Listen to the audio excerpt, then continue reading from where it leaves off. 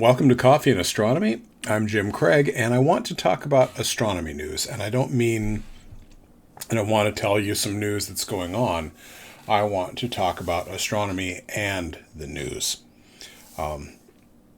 Because this month there have been quite a few events going on. We have a conjunction between Saturn and Jupiter. There's a total solar eclipse. We had the test of Starship 1, just a lot of things going on that relate to astronomy and space exploration.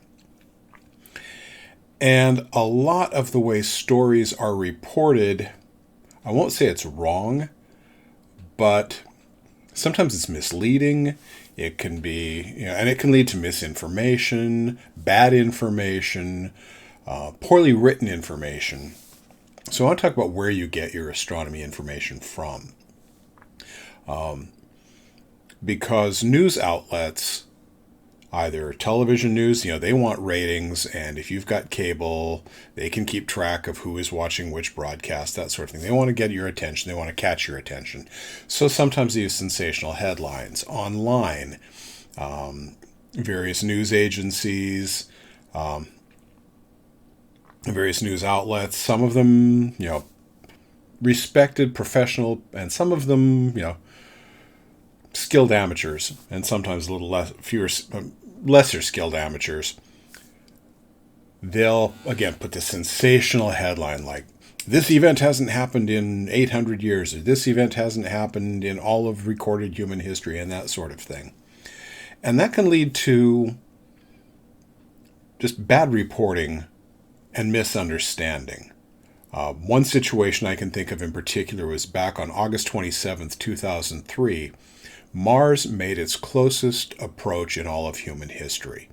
The last time Mars had been that close was 50,000 years prior, and that is really remarkable.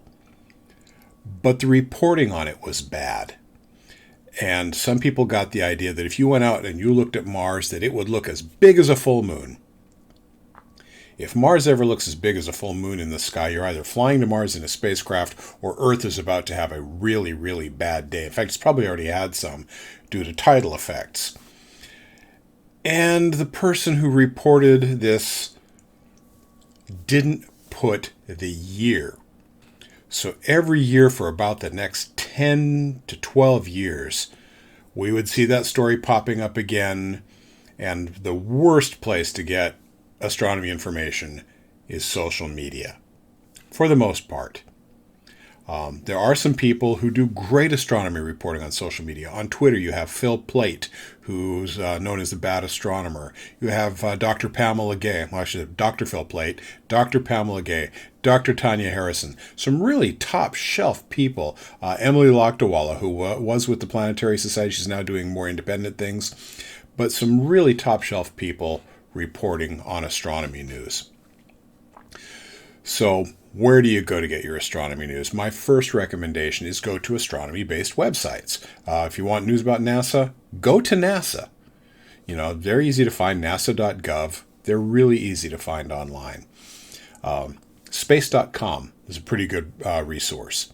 Now, they're a commercial enterprise, so you're going to get a lot of advertising. And if you put up an ad blocker, they will put up something asking you to whitelist their page, that sort of thing.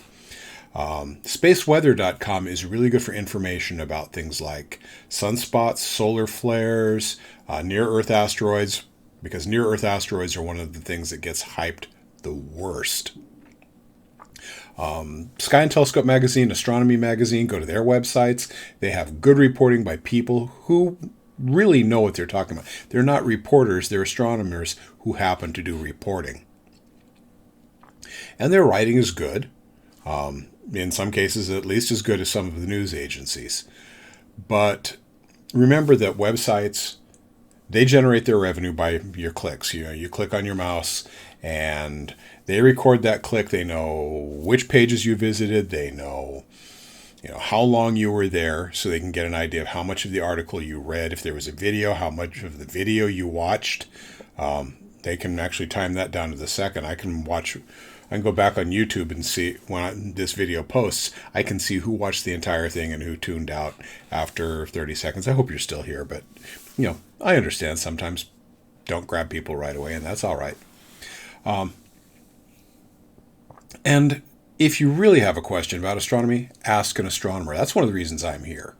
If you want to leave a message in the comments section or go to my website, which is planetofmystery.com, you can go there, and my email, you can click on my email. I have special JavaScript so bots can't pick up my email. But if you click on it, it'll open up your email application and you can email me there.